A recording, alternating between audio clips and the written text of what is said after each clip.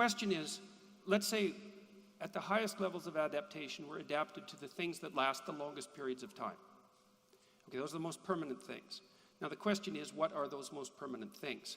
And one answer would be the fundamental material substrate of the world. And that's true. I'm going to leave that be. Like, we're evolved to deal with gravity, okay? But there are other elements that are higher order abstractions in some sense that are also apparently hyper-real. So for example, there's a problem that we have a bifurcated brain. The question is, well, why do we have a bifurcated brain? And the answer seems, and not just us, animals too, and the answer seems to be, well, there's two necessary ways of looking at the world, and they have to be in conflict to some degree in order to work properly. The right hemisphere mode and the left hemisphere mode. The right hemisphere mode is a lot more metaphorical than the left hemisphere mode. The right hemisphere is the hemisphere that seems to deal with exceptions to the rule. And it seems to deal with exceptions to the rule by treating them, by aggregating them, and then trying to recognize patterns that unite them as a corrective to the totalitarian system in some sense that the left hemisphere imposes. You could say that the right and the left are adapted for something like explored territory for the left and unexplored territory for the right. I've characterized that as order versus chaos. And I think the religious landscape is good versus evil, to Sam's point that we should strive for a good life, on a landscape of chaos versus order. And I think that landscape is permanent. Now I know we've moved from our African ancestral homeland, but this underlying abstraction, this underlying reality is so profound that it maintains its validity across all sets of potential environmental transformations. Well, okay. Okay, can I just jump in here? Because here's why,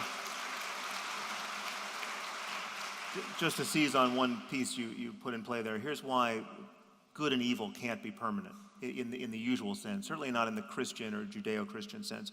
One is the Judeo-Christian notion of good and evil doesn't even map on to Eastern religion. But Sam, you made a good evil versus evil claim in the moral landscape. No, but it's also in an Eastern context, in a Buddhist or Hindu context, the evil isn't really evil, it's just ignorance. Now you might dispute that. You might say, well, that's not really, they haven't met a sufficiently evil person if they could think that.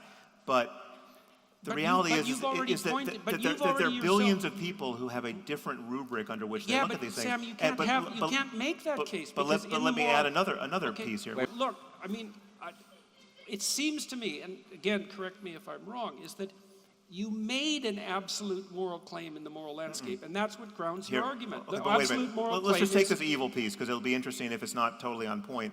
Okay. The reason why evil is susceptible to total deflation is, if you agree with me, evil is a category of human misbehavior, human intention, that we don't understand significantly at the level of the brain. But if we did understand it totally at the level of the brain, then every evil person we had in the dock at trial would be just like Charles Whitman with his brain tumor after he shot up everyone at the University of Texas, right? So like he's the prototypically evil mass murderer, but he's complaining about this change that overcame his personality, and he thinks it would be a good idea that if after the cops kill me, you autopsy my brain because I don't know why I'm doing any of this, right? And lo and behold, he had a glioblastoma pressing on his amygdala, and all of a sudden it made sense of his behavior in a way that a full understanding of psychopathy or every other variant of human evil would make sense of it in a way that would be deflationary ethically. Okay. And then you would look at someone like Saddam Hussein, or the worst evil person you could imagine, and you would say, well, he's actually unlucky.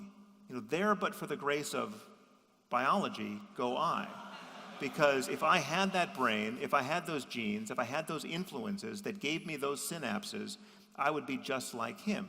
Now, if you think there's some other element that gives us free will, and now then you and I are disagreeing, then that's a factual claim that's at variance with mine. But if we are just on some level malfunctioning biological systems when we're being evil, then a complete understanding of evil would cancel that category.